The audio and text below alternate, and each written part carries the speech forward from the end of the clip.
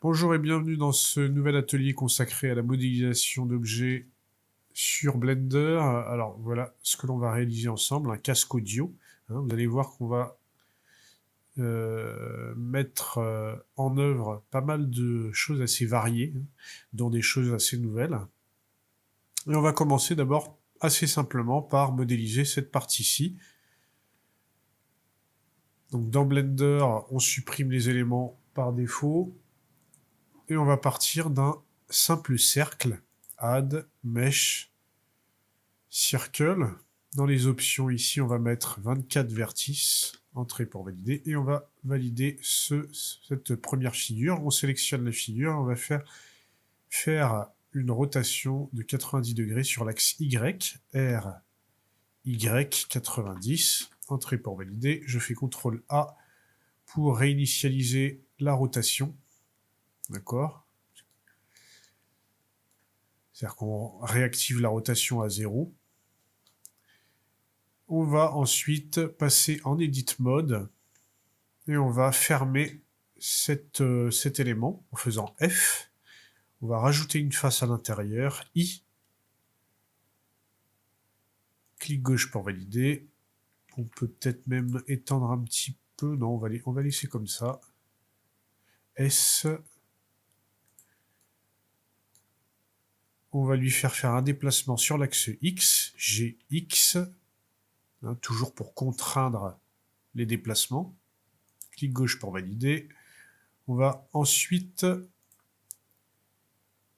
rajouter une épaisseur à ce niveau-là. Là, vous ne le voyez pas, mais il va falloir évidemment créer un support pour le coussinet qui se trouve ici, que l'on modélisera par la suite.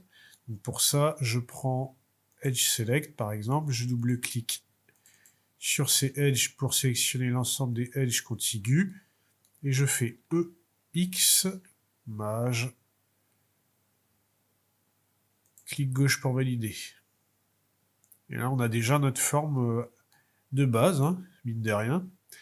On va ensuite créer, alors là vous ne le voyez pas forcément, mais ici vous avez un creux sur lequel va se placer l'extension qui se trouve ici.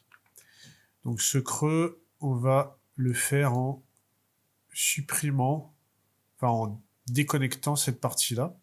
Je prends Face Select, je sélectionne cette face-ci, je maintiens la touche CTRL, de cette manière, vous voyez, je vais pouvoir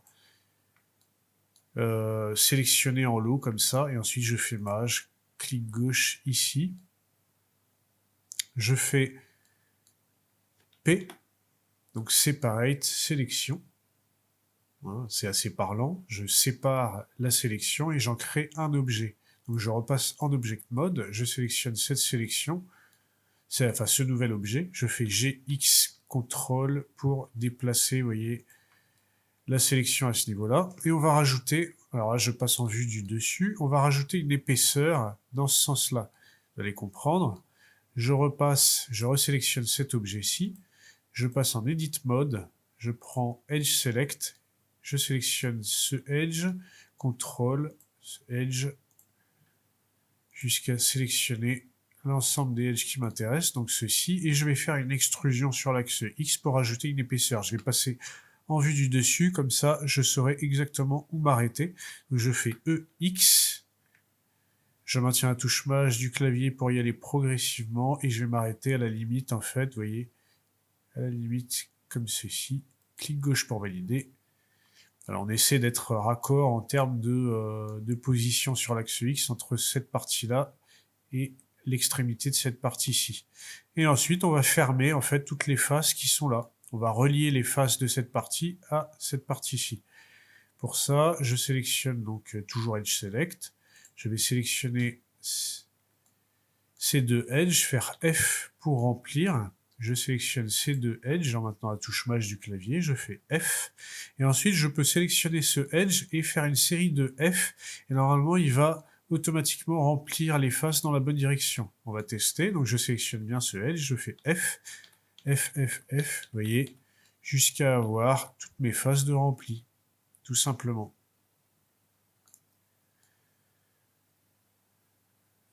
Ok, pour ça, on va maintenant repasser en Object Mode et ajouter une subdivision surface. Donc je vais dans Modifier Properties, Add Modifier, Subdivision surface.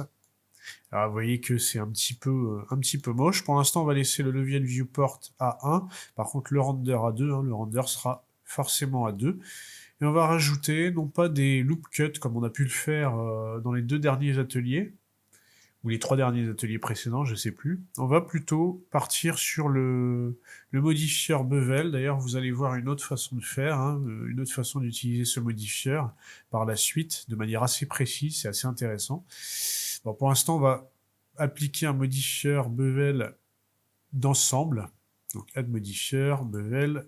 Je vais placer ce modifieur au-dessus de la subdivision surface. On s'arrange pour avoir toujours la subdivision surface en dessous. Je vais passer le nombre de segments ici à 2 pour affiner. Et le mount à 0.04. Ça devrait faire le travail. Ok. Là, vous voyez que ça fonctionne relativement bien. Bon, là, évidemment, le rendu n'est pas encore lissé. On le fera dans un second temps. Voilà, donc on va s'arrêter là pour cette première étape. Enregistrez bien chacune des étapes en cours et je vous dis à de suite pour la suite.